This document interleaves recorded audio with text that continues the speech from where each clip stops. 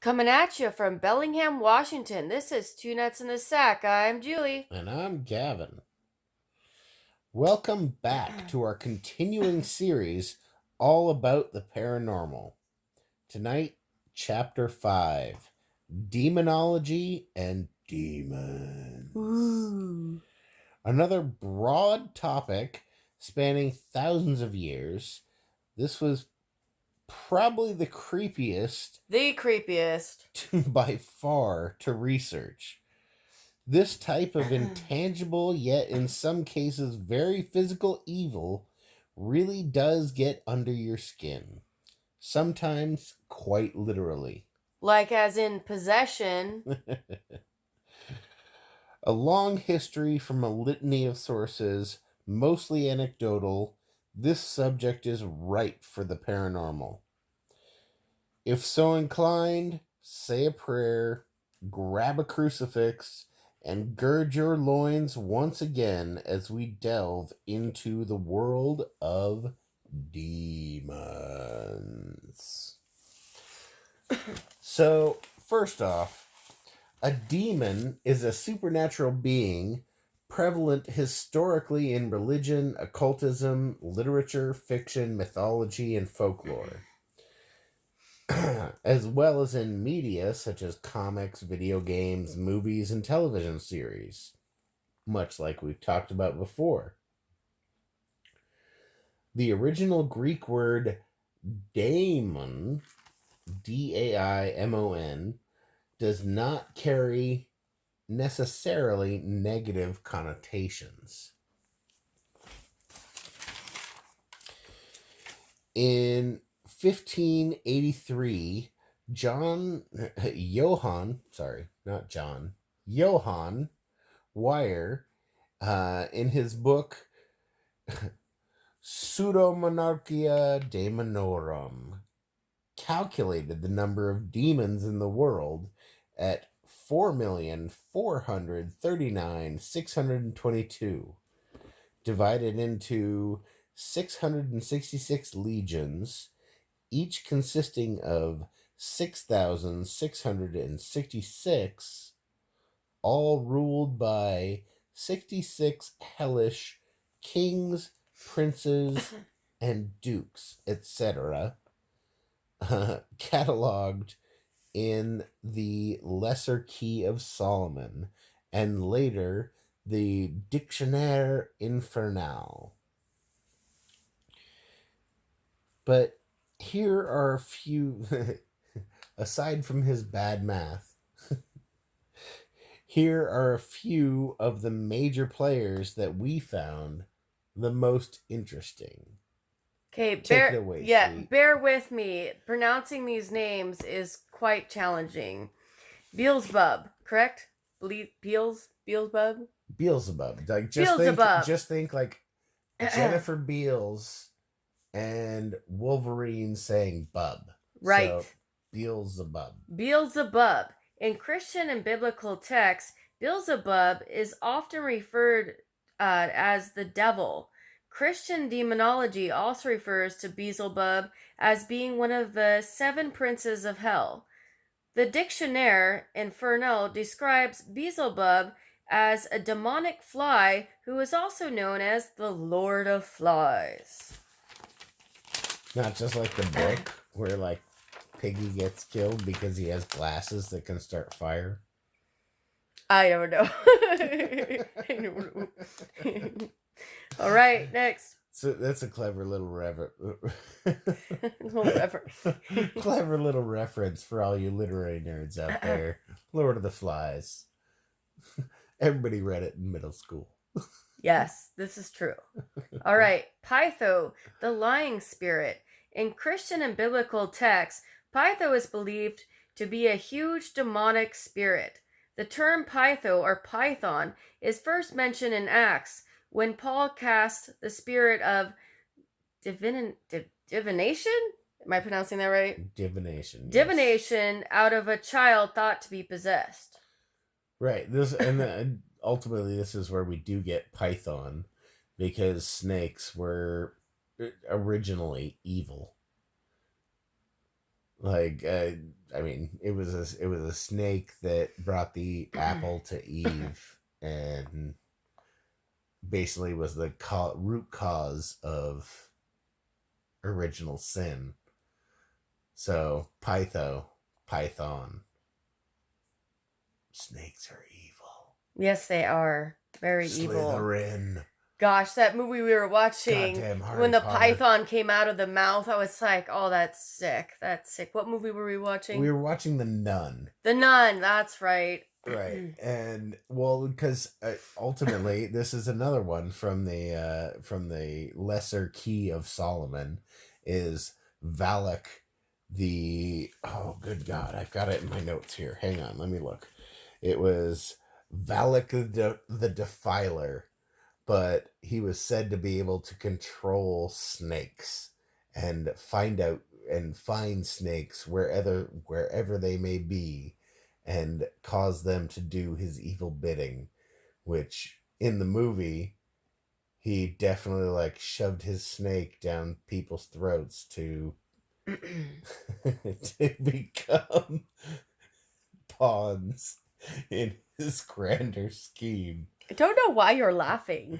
It came out dirtier than I wanted it to. Of course it did, because that's just you.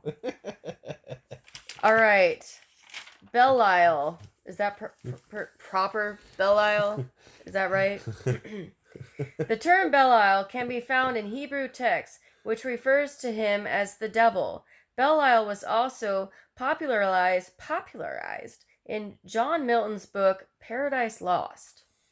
That was a really interesting book. I don't know if you've ever like delved into it, but it's I did not. okay. Well, it's basically just like It's a book. It's a book. I could continue to say that phrase. It's a book, but basically they go through the 7 circles of hell. And so he encounters on every level of hell the 7 deadly sins. Mm. And I don't remember which one Belial was, but yeah. But that's Paradise Lost for you. All right, moving on. Asmodeus, a vengeful spirit. Asmodeus. Oh my god, these names. Seriously. A vengeful spirit. We went through so many pronunciation guides, but they are just archaic spellings, and you like, how the hell are you supposed to pronounce these in modern English? Yes, the demon is also mentioned in some, I don't know what this word is, Gavin. Talmudic Legends, for instance. In the story of the construction of the Temple of Solomon, he was supposed by some Renaissance Christians to be the king of the 9 hells. Asmodeus also is referred to Asmodeus, whatever the fuck his name is referred to as one of the 7 princes of hell, another prince of hell. Well, that's cool. They got plenty of princes. I mean, like, so does that, I don't know, we'll have to look into that a little bit deeper, but are they all like sons of Satan? Is that how they became princes? Possibly. Now, Balbon. Is that correct? Ultimately, Balbon. I kind of want to say baboon, but it's Balbon. I would say Balbon.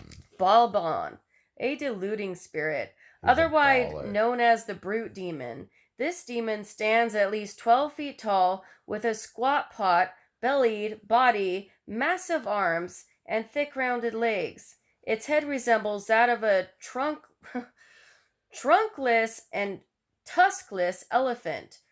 4 great backward curving horns sprout from its head behind its eyes. Its skin is slate gray with darker areas on its underbelly and back.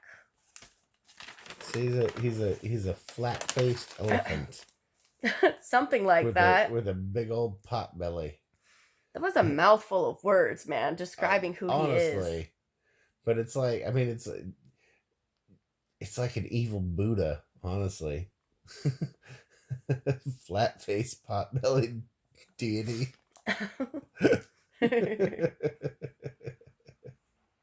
All right, we're not supposed to laugh. These are supposed to be creepy. That's right. This is creeping the shit out of This me. is creepy. These are creepy bastards. Hey, I find a levity in times of great terror and or sorrow and or ultimately I just like to laugh at shit. All right, Pazuzu, sometimes Fazuzu or Pazuza, was the king of the demons of the wind, brother of Humbaba, and son of the god Hanbi. He also represented the southwestern wind and the bearer of storms and drought. It is also believed that the Ouija board demon Zuzu, Ouija. Oh my god, did I say Ouija? You did say Ouija. We went over this so many times. But don't make me laugh because then I'm gonna cough. Sorry. But there's not even a Ouija cue board. in it. Ouija board. That's the thing. That's the part that like keeps cracking me up. Is there's not even a cue in it.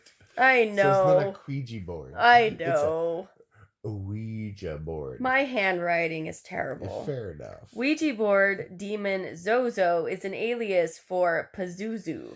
Yeah, and like Zozo is one of those demons that just like has come up time and time and time again as like basically like the big bad of the demon world. And even so much so that Pazuzu was the demon responsible for the possession of a 14-year-old boy, only known as Roland Doe. Huh. Does that sound familiar? Not really. Well, how about if I called Roland Doe Reagan McNeil? Oh, yeah, that sounded familiar. That's the main character or main person that was oppressed in The Exorcist. And, okay. Yeah. And so young Roland Doe played with a Ouija board and came into contact with Are you sure Zozo. It's not a Ouija board? I'm pretty sure. But young Roland Doe played with a Ouija board at his aunt's house, and he became possessed by Pazuzu or Zozo. Zuza? Yeah. But the fucked up part is that he was actually guided to play with the Ouija board by his aunt who died shortly before he became possessed. Huh. But they had both played the Ouija board together and communicated with Pazuzu or Zozo. Huh. Interesting. Isn't it though? Yes. Okay, next, Azazel. Is that okay? Pronounce this for me, please. Azazel. Azazel. I'm Julie's pronunciation Which guy. means powers of evil, war, and discord. Appears in the Bible in association with scapegoat. Right. In some traditions of Judaism and Christianity, it is the name for a fallen angel and I'll say that word too. Rabbinic. It's like Jewish, rabbi. Rabbinic. Judaism is not a name of an entity, but rather means literally. For the complete removal, designating the goat to be cast out into the wilderness, as opposed to the goat sacrifice for Yahweh.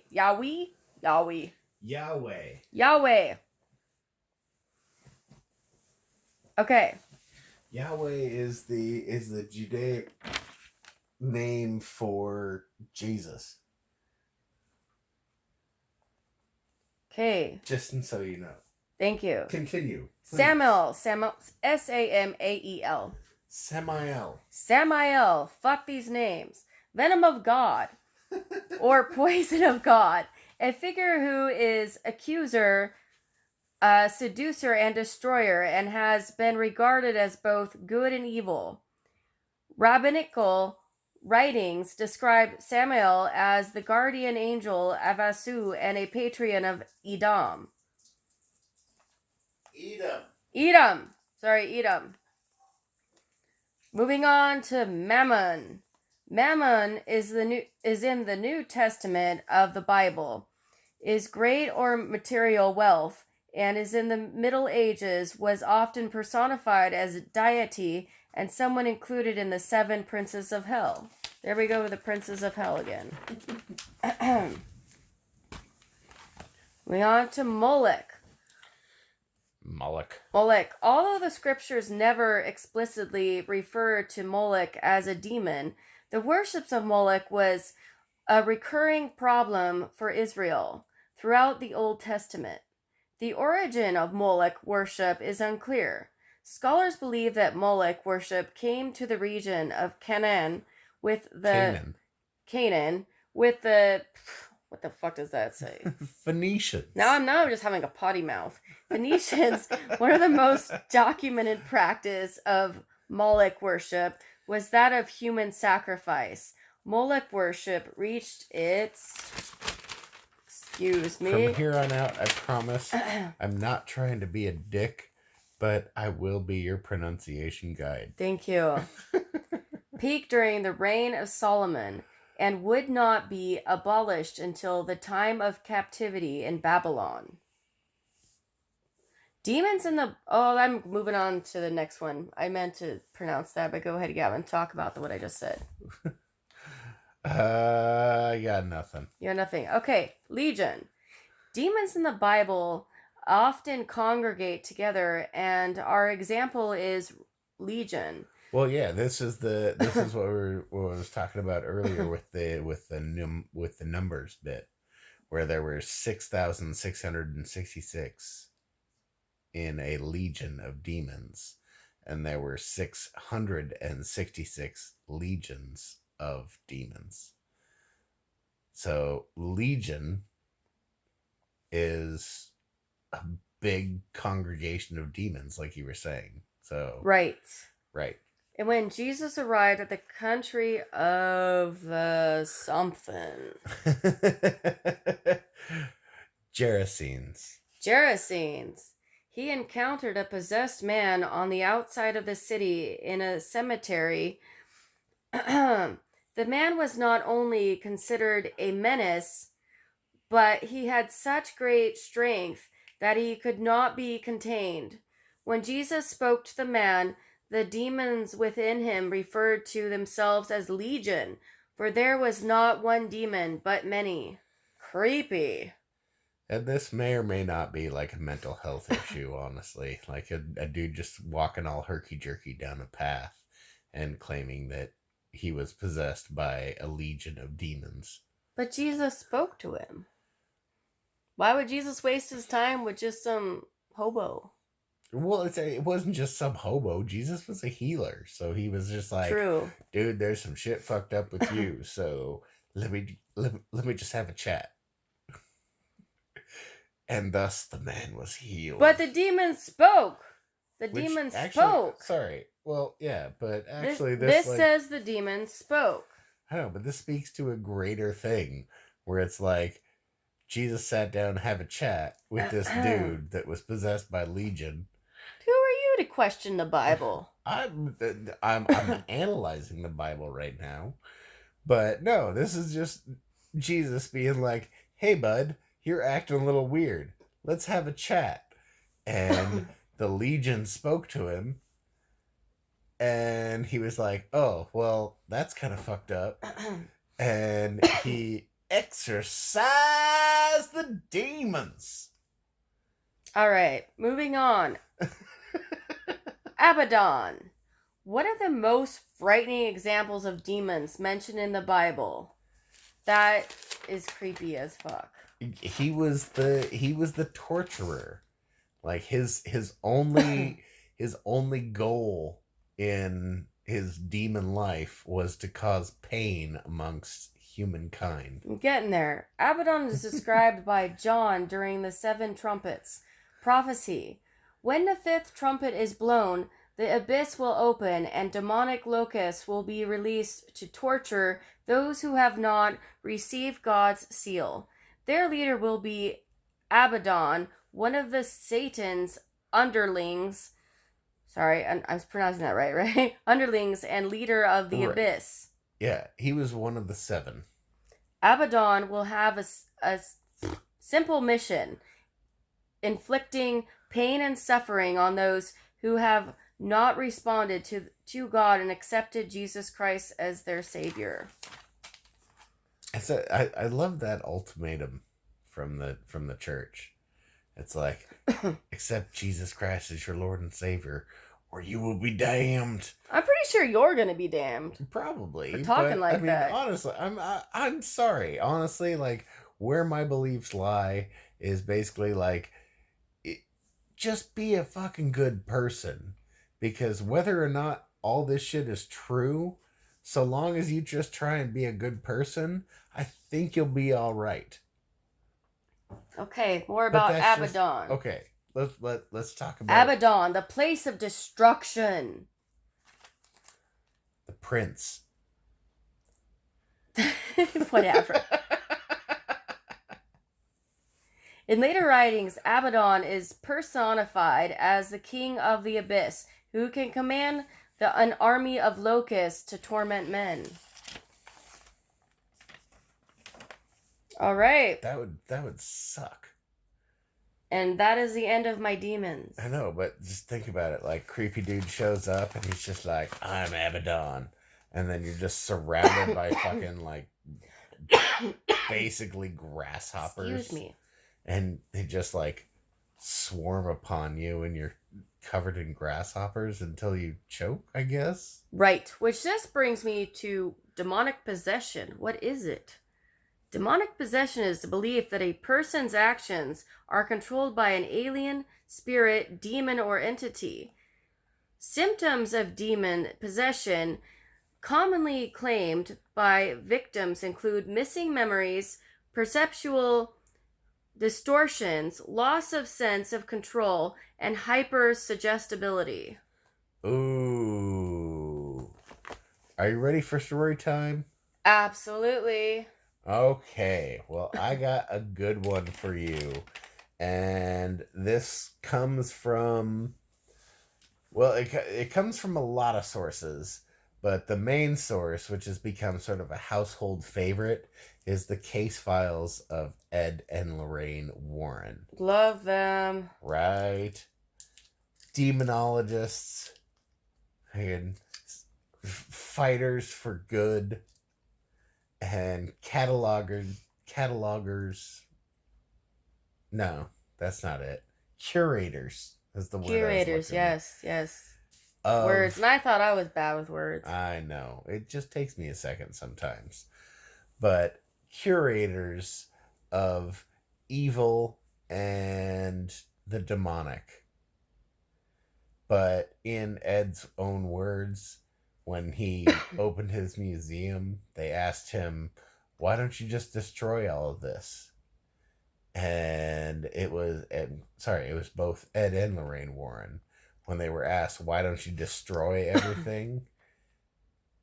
And Lorraine said, well, evil, just as energy, cannot be created nor destroyed, or cannot be destroyed, only transferred.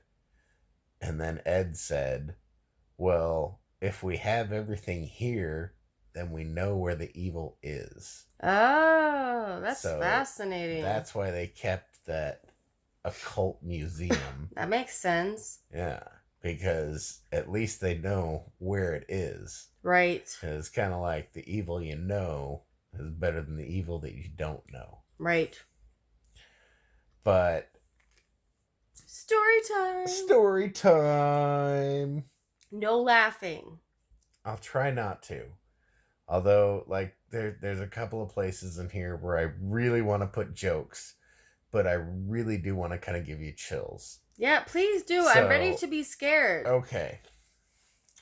So, I'm going to tell you the story of William Bill Ramsey. Born in 1943 in Southend-on-the-Sea, a quiet town in Essex, England. On a sunny day in 1952, young Bill Ramsey was playing in the backyard when suddenly a cold feeling washed over the boy. Not just a chill down the spine, but perspiration actually froze to his skin. Dang. So he was actually cold. This cold feeling manifested. Wow.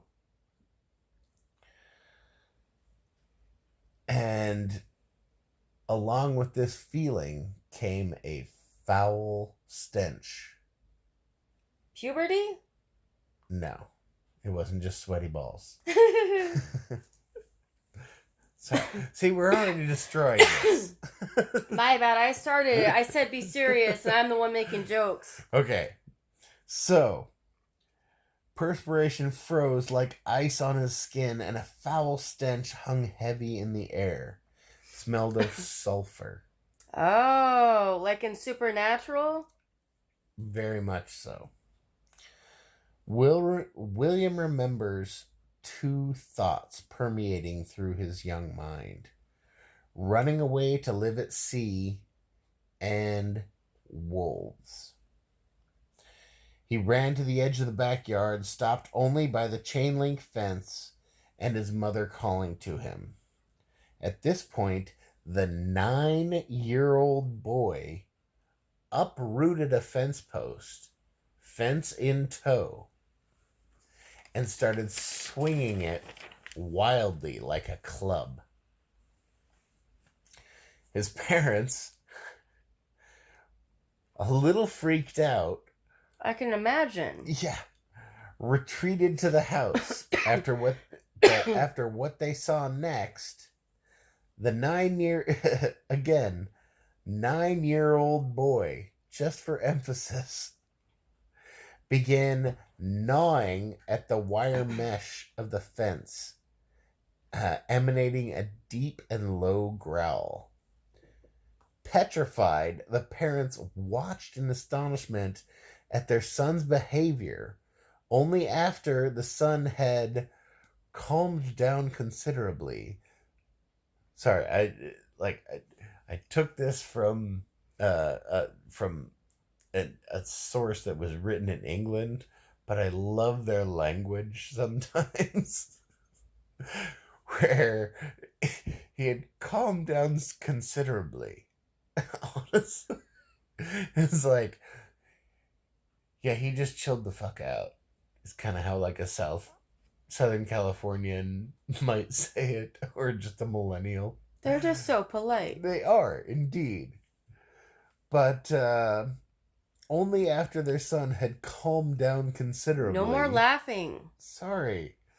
Again, they're just points in this story where it's so funny I have to laugh, because if you can't laugh at something this scary, you're scared out of your wits. I want to be scared, so scare me. Okay.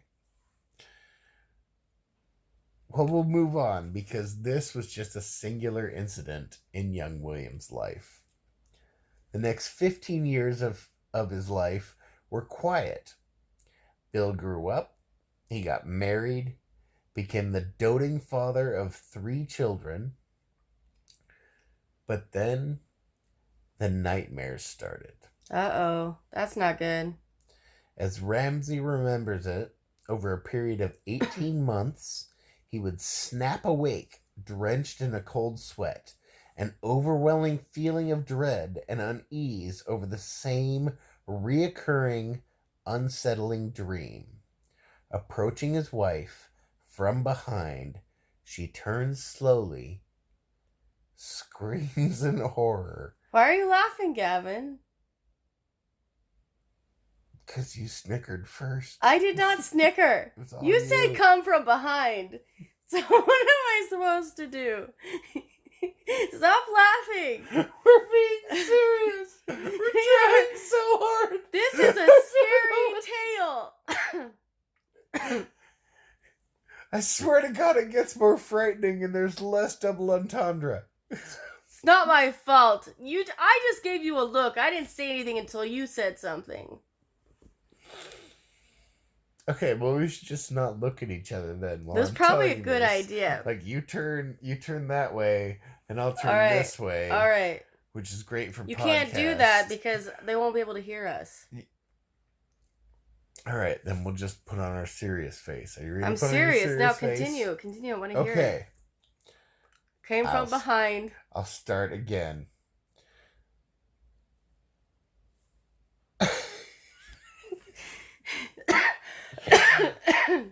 You're making me cough. He would snap awake, drenched in a cold sweat, an overwhelming feeling of dread and unease over the same reoccurring and unsettling dream. What's wrong with you? Approaching his wife behind.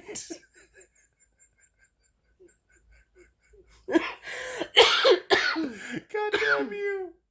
Goddamn, you were making me cough. I wanted to scare the shit out of you, and this is just funny as fuck. Okay, read on. Now you make me cough into the podcast, and that's just not good business. Okay, it gets better. I swear. Let's hear it. Approaching his wife from behind, she turns slowly, screams in horror, and runs away just before Bill snaps awake.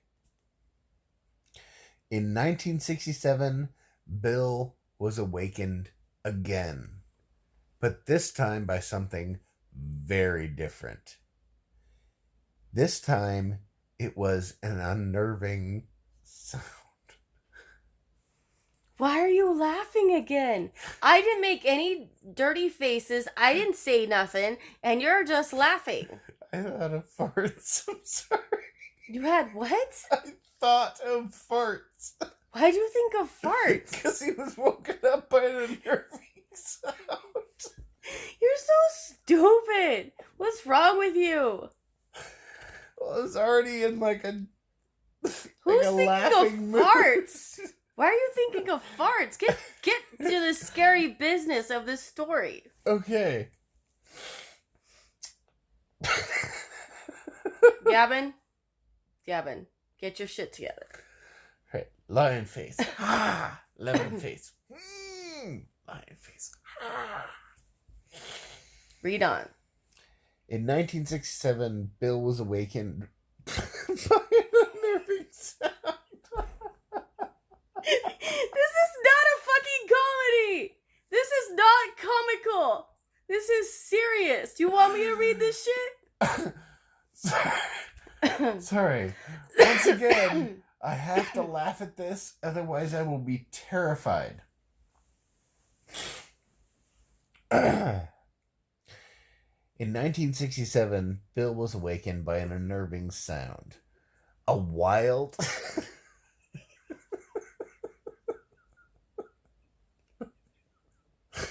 That one's your fault. I didn't do anything. I'm just laughing. I turned away. A wild animal is panting and growling inside of the bedroom.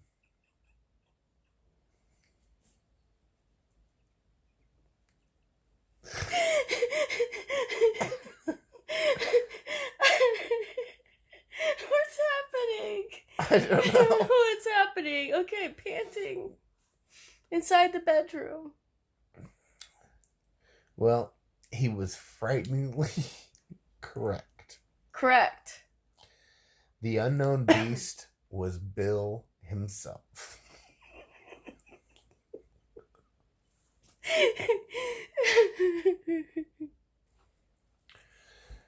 Scared, but still semi-cogent, the lull in activity lasted for another 15 years. In 1983, Bill was out drinking with some friends. Fully inebriated, Bill felt the same chill that had overcome his 9-year-old self. He headed for the bathroom to escape the feeling. Trying to sober up, he splashed water on his face. As he lifted his head, he looked into the mirror and saw the face of a wolf staring back at him. Dang. This was just the beginning of the weirdness to come that night. On the car ride home, without warning, Bill began to growl, an inhuman growl. His hands curved as if claws, and he sprang upon his fellow passenger in the back seat, trying to bite their leg. What the fuck? Their designated driver, proving to be an exceedingly level-headed person, more than us, pulled to the side of the road and threw himself into the fray. I heard that. Trying to pull the beastiest Bill out of the back seat. With considerable effort, the driver pulled Bill out of the back seat, and as Bill hit the ground, his frenzy departed. Weird. Shortly before Christmas, 1984, Bill began to experience chest pains and checked himself into the hospital. While in the emergency room, the pains worsened and the old icy feeling began to overcome Bill. Halfway through a routine check of his blood pressure, Bill snarled, lifting his lip as if a wild animal. Freak. And sank his teeth into the arms of his nurse. Oh my god. Then he leapt from his bed and ran wild through the ward. Again, hands curled into claws, shoulders hunched, lips curled like the most angry cur in existence. Jesus. Yeah. Anyone who approached Ramsey was knocked down as easy as a house of cards, as if by superhuman means. Wow. Finally, a group of like 6 orderlies teamed up and were finally able to subdue the man possessed. A police officer handcuffed Bill, and the hospital staff stabbed him with a syringe full of tranquilizer. The beast was at bay as Ramsey collapsed in a heap on the floor of the emergency ward. Did they take him to jail? No. They let him sleep it off. Really? The following morning, Ramsey was himself again. After a hearty breakfast, against the attending physician's best wishes, Bill checked himself out, as was his right, because he was a voluntary check-in. But 2 months later, he was back, showing the same symptoms as before. Again, he checked himself into the hospital. His attending nurse, still traumatized from the last time that Ramsey was there, I can imagine. was reasonably cautious. Ramsey lunged at an orderly in the room. Fortunately, and very fortunately,